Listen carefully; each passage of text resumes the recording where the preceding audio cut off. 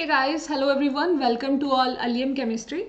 So today in this particular video we will discuss about the CCMN Counseling 2022.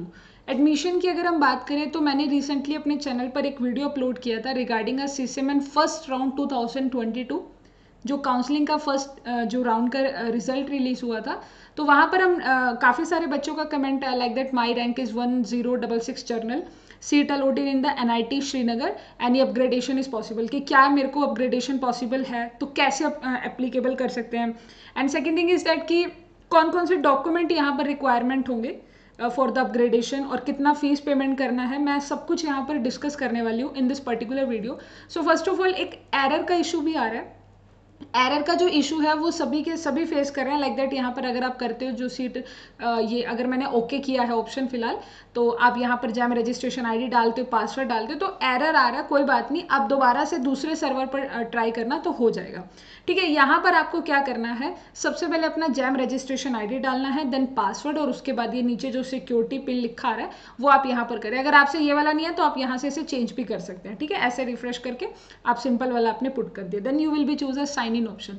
जब आप sign in option choose करते हैं तो after that आपके पास कुछ यहाँ पर इस तरह से एक पेज ओपन होगा, मतलब एक पोर्टल ओपन होगा जहां लिखा होगा कि seat allotment result of round 1 has been declared, kindly click on the link seat allotment result, don't show that. तो उसके बाद आपको क्या करना होगा, यहाँ पर आपके पास यहाँ पर ये वाला पोर्टल ओपन होता है जहां लिखा है download the seat allotment letter, seat acceptance, payment detail, submit willingness and upload the document. अब अगर देखा जाए तो व्यू सीट अलॉटमेंट रिजल्ट ये हमने देख लिया, प्रोविजन लेटर को आपने देख लिया, बारी आती है सीट एक्सेप्टेंस फीस पेमेंट की। यहाँ पर अगर हम डिस्कशन करते हैं फीस पेमेंट का, तो आपको यहाँ पर क्या करना होगा, अगर आप जनरल कैटेगरी स्टूडेंट है तो 15,000 आपको पेमेंट करना होगा। और पेमेंट आप कैसे भी कर सकते हो, यहाँ credit, debit, net banking, UPI, Paytm वगैरह किसी तरीके से भी आप कर सकते हैं। सबसे पहले आपको यहाँ पर अपना पेमेंट यहाँ पर क्या करना होगा, पेमेंट डन करना पड़ेगा, क्योंकि जब तक आप पेमेंट डन नहीं करेंगे ना आपका सबमिट विलिंगनेस वाला ऑप्शन नहीं आएगा। ठीक है, अब पेमेंट करना, अब यहाँ पर भी काफ़ी सारे बच्चों की क्वेरी है। फर्स्ट ऑफ ऑल उनका क्वेरी ये है कि हमें कोई भी NIT नहीं मिला, सपोज पहला बच्चा जिसे कोई NIT नहीं मिला, तो क्या उसे भी यहाँ पर 15,000 पे जो फीस है वो करना होगा? तो नहीं, उन्हें कुछ भी नहीं करने की ज़रूरत है, वो ऑलरेडी सेकेंड राउंड में अब वो सेकेंड राउंड के लिए एलिजिबल है। फीस किन्हें अप्लाई करनी है, 15,000 अगर हम जनरल कैटेगरी की बात करें या SC ST कैटेगरी की बात करें, तो अगर हम यहाँ ये डिस्कशन करते हैं तो बेसिकली क्या है, जिनको NIT अलॉट हुआ है, जिनको भी कोई भी NIT मिला है, ये फीस उनके लिए है। उनके लिए कैसे है कि सपोज उन्होंने फर्स्ट प्रेफरेंस जो NIT रखी थी, उन्हें वो NIT नहीं मिली है, उन्हें सेकंड प्रेफरेंस की NIT मिली है, तो क्या उन्हें भी 15,000 करना है? जी हाँ, आप सभी को 15,000 करना होगा, क्योंकि एक ही बार करना है। ऐसा नहीं है कि जैसे आपने अभी सेकंड आपको NIT मिला, सपोज आपको NIT श्रीनगर मिल गया और आप चाहते थे कि आपको NIT जालंधर मिले, ठीक है, आपको मिला कौन सा, श्रीनगर मिल गया। So now what you do, अगर आपको श्रीनगर मिला है आप 15,000 करें और अपना क्या करें, यहाँ पर अपग्रेड को ऑप्शन करेंगे, वो मैं बताऊंगी आपको, अपग्रेड एंड ऑल दैट सारे ऑप्शन के बारे में डिस्कस करेंगे।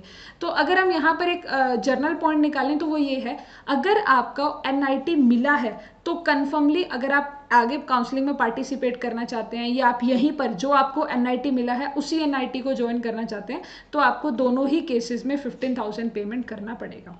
हाँ, अगर आपको कोई भी NIT नहीं मिला है then you will be go to the, तो आपको कोई यहाँ पर पेमेंट करने की नीड नहीं है। ठीक है, सेकेंड थिंग इज दैट यहाँ पर जो पेमेंट का ऑप्शन है वो मैंने आपको बता दिया है। जब आप पेमेंट कर लेंगे तो आपके पास ये पेज ओपन होगा, दैट्स अ सबमिट विलिंगनेस। ये पेज ओपन होता है तो यहाँ पर 3 ऑप्शन आते हैं। पहला ऑप्शन आता है फ्लोटिंग एंड द अपग्रेडेशन। इसका मतलब ये हुआ कि जो भी आपको NIT मिला है, जो भी आपको NIT मिला है, सपोज आपको NIT श्रीनगर मिला है जो कि आपकी सेकंड प्रेफरेंस थी या थर्ड प्रेफरेंस थी या जो भी प्रेफरेंस थी, ठीक है, और आप चाहते हो कि आपको NIT जालंधर मिले, ठीक है, आप चाहते हो कि आपको NIT जालंधर मिले, तो आप ऐसी सिचुएशन में क्या करेंगे, आप इसे अपग्रेड करने का ऑप्शन है, आप यहाँ पर फर्स्ट ऑप्शन पर क्लिक कर देंगे। यानी फ्लोटिंग अपग्रेडेशन का मतलब है implies that a candidate willingness to consider for all the higher preferred choices across the institute for the further round to the seat allotment। इसका मतलब ये है कि आप यहाँ पर अपनी NITs को अपग्रेड कर रहे हैं, मतलब आप क्या कह रहे हो, आपका ये वाला तो कंफर्म है, ये तो आपको सीट मिल चुका है, ठीक है। बट आप क्या कर रहे हो, अगली जो सेकेंड राउंड की काउंसलिंग में पार्टिसिपेट करना चाहते हैं, अपनी एनआईटी को अपग्रेड करना चाहते हैं, सो दैट्स वाई आप यहाँ पर क्या करेंगे, अपना अपग्रेडेशन ऑप्शन करेंगे। ठीक है, तो अगर आपको सेकेंड काउंसलिंग में एनआईटी जालंधर मिलता है तो आपका वो कंफर्म हो जाएगा, ये आप इसे लीव कर देंगे। ठीक है, अब सेकेंड आता है कि फ्रीजिंग।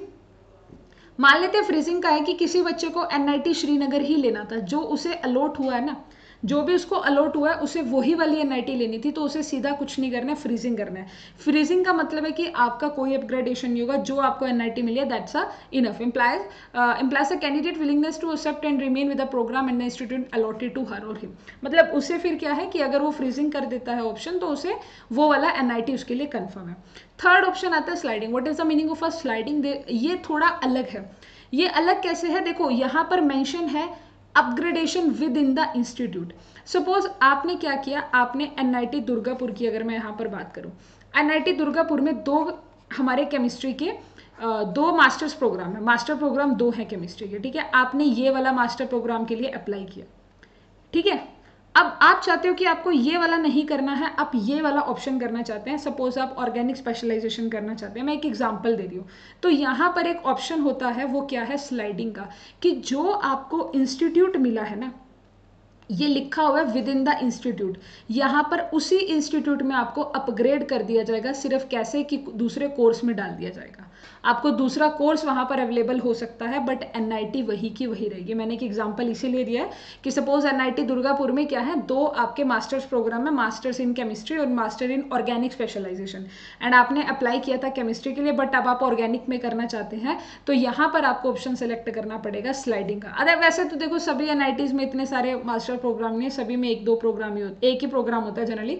हाँ, कुछ एनआईटीज हैं जहाँ पर दो तीन प्रोग्राम आपको मिलेंगे, वो तो आप उनकी ऑफिशियल वेबसाइट पर चेकआउट करोगे तो पता चल जाएगा।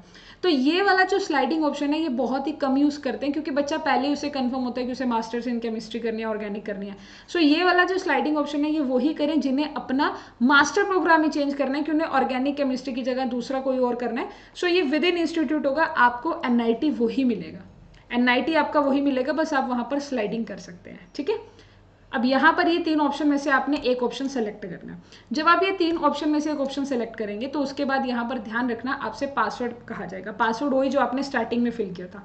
पासवर्ड करने के बाद आपसे यहाँ पर आपका एक मोबाइल नंबर कहा जाएगा, जिस पर ओटीपी आएगा, तो वो आप यहाँ पर सब वगैरह करके सबमिट विलिंगनेस कर देंगे। उसके बाद आपके पास ये पोर्टल ओपन होता है, जहां पर आपको क्या करना है, डॉक्यूमेंट्स अपलोड करना है। सबसे पहले फोटोग्राफ करनी है। फोटोग्राफ वही करना जो आपके जैम स्कोर कार्ड में थी। सिग्नेचर भी वही करना जो आपके जैम स्कोर कार्ड में थे। यहाँ पर इन्होंने रेंज दे रखी है। The documents for the proof of the date of birth, अगर आपके पास बर्थ सर्टिफिकेट है तो दैट्स वेरी नाइस, आप इसे यहाँ पर अपलोड करेंगे। अदरवाइज कोई भी आपका बर्थ का मतलब जो बर्थ होता है, जो बर्थ प्रूफ होता है, वो आप यहाँ पर कर सकते हैं। Photo ID proof as per the government of India norms, यानी आधार कार्ड आपके पास होगा, वो आप यहाँ पर क्या कर देंगे, अपलोड करेंगे। ठीक है, आधार कार्ड करने के बाद आपका 5th नंबर पर आता है कि आपको क्लास 12th का मार्कशीट अपलोड करना होगा, 12th क्लास की मार्कशीट अपलोड करेंगे। ठीक है, उसके बाद आता है कि यहाँ पर आपको क्या करना है, grade marksheet of the qualifying examination, जहां तक आपका रिजल्ट आया है वहां तक के सारे की सारी मार्कशीट यहाँ पर अपलोड करेंगे, कंप्रेस करके फाइल को, पीडीएफ फाइल को कंप्रेस किया जाता है। यूट्यूब पर आप देख लेना कैसे फाइल्स को पीडीएफ करके कंप्रेस किया जाता है। तो जहां तक आपका रिजल्ट आया वो सारी की सारी जो मार्कशीट्स हैं वो यहाँ पर अपलोड करेंगे। उसके बाद आपका 7th नंबर पर आता है degree provisional and the course completion certificate. ये इसका फॉर्मेट ऑलरेडी आपको मैंने बताया था अपनी लास्ट टू लास्ट वीडियो में, कि आपका ये कॉलेज एक सर्टिफिकेट बनाएगा जिसमें लिखा होगा कि आपका जो डिग्री है, जो आपके एग्जाम है, वो 15 अगस्त से पहले हो जाएंगे और आपको डिग्री मिल जाएगी सितंबर तक, ऐसा उसमें लिखा होगा। वो पूरा उन्होंने दे रखा है, अगर नहीं आपने देखा तो मेरे चैनल पर वीडियो मिल जाएगी, वीडियो के डिस्क्रिप्शन में लिंक भी होगा। ठीक है, so there is a degree provisional certificate, course completion certificate. अगर आपके पास है, अगर आपने देखो डिग्री कर रखी है, आपका ग्रेजुएशन हुआ है, तो डेफिनेटली आपके पास एक डिग्री सर्टिफिकेट होगा। अगर नहीं है तो अपने कॉलेज से एक बनवा लेना, वहाँ पर लिखा होता है उसके अंदर, तो प्रोविजनल सर्टिफिकेट या कोर्स कंप्लीशन सर्टिफिकेट। बाकी वैसे यहाँ पर आप वो अपलोड करेंगे। ठीक है, प्रोविजनल सर्टिफिकेट की हाँ हमारे कॉलेज का ये होगा, जो भी लास्ट सेमेस्टर की डीएमसी के साथ आप उसे बना सकते हैं। ठीक है, ये सब हम पहले डिस्कस कर चुके हैं। फिर आता है आपका जैम स्कोर कार्ड, तो आपका जो भी आपका जैम स्कोर था वो आपको यहाँ पर अपलोड करना है, सबमिट एंड प्रीव्यू करना है। जब आप सबमिट एंड प्रीव्यू करते हो तो इस तरह से आपको दिखेगा, आप यहाँ पर इनको देख सकते हो। ठीक है, आप यहाँ पर क्लिक किए to view for the large view, आप अपनी पूरी फाइल को देख सकते हो, जो भी आपने सही अपलोड किया है, गलत तो नहीं किया। और उसके बाद यहाँ ना टिक करना होता है कि सेल्फ वेरीफाई, हाँ कि मैंने वेरीफाई कर लिया। सेल्फ वेरीफाई करने के बाद आपके पास एक ऑप्शन आता है सबमिट का, वहाँ से आप सबमिट करेंगे। ध्यान से अपने सारे डॉक्यूमेंट्स को सबमिट करना, कोई भी गलती नहीं होनी चाहिए। मेरे पॉइंट ऑफ व्यू से मैंने आपको बहुत डिटेल में हर एक ऑप्शन आपको दिखा दिया। अब देखो, जब आप ये वीडियो देख लेते हो, इसका मेन पर्पस ये होता है कि बंदा पहले ही अलर्ट हो जाए कितने केबी का आपको पीडीएफ बनाना है, कौन कौन से डॉक्यूमेंट्स लगाने हैं, तो ये सब अगर आपके पास है तो सही है। अब देखो उसके बाद यहाँ पर क्या होता है, अगर आपके सारे डॉक्यूमेंट वेरीफाई हो जाते हैं तो आपको आपके पोर्टल पर एक ओडीसी मिलेगा, जिसका होता है ऑनलाइन डॉक्यूमेंट वेरिफिकेशन। मतलब आपके सारे डॉक्यूमेंट अगर यहाँ पर वेरीफाई हो जाते हैं ना, तो आपके पास यहाँ एक ऑप्शन आ जाएगा कि अपनी ओडीसी लेटर को आप यहाँ से डाउनलोड कर सकते हैं। दैट्स अ ओडीसी लेटर में ऑनलाइन डॉक्यूमेंट जो आपका वेरिफिकेशन होगा सर्टिफिकेट का, वो आपके सारे वेरीफाई होने के बाद यहाँ लेटर आ जाएगा, उसे आप देख सकते हैं। अगर कोई गलती होती है तो वो गलती भी यहाँ पर मेंशन होगी कि ये वाला पॉइंट गलत है, ये वाला सर्टिफिकेट गलत है, तो आप उसे दोबारा से डिपिक्ट कर सकते हैं। ठीक है, और बाकी कोई भी अगर आपका डाउट है रिगार्डिंग फॉर दैट, मैंने वैसे अपनी तरफ से सारा बताया है, seat upgradation and all that, कि क्या क्या करना है। कोई डाउट हुआ तो कमेंट सेक्शन आपके लिए अवेलेबल है, कमेंट सेक्शन में आप जरूर बताइएगा। बाकी इन्फॉर्मेशन कैसी लगी इसके बारे में भी बताइएगा। एंड अगर आप चैनल पर नए थे तो चैनल को सब्सक्राइब करें, इसी तरह की हर एक अपडेट मैं आपको देती रहूंगी। वीडियो को लाइक करें, चैनल को सब्सक्राइब करें। Thank you so much.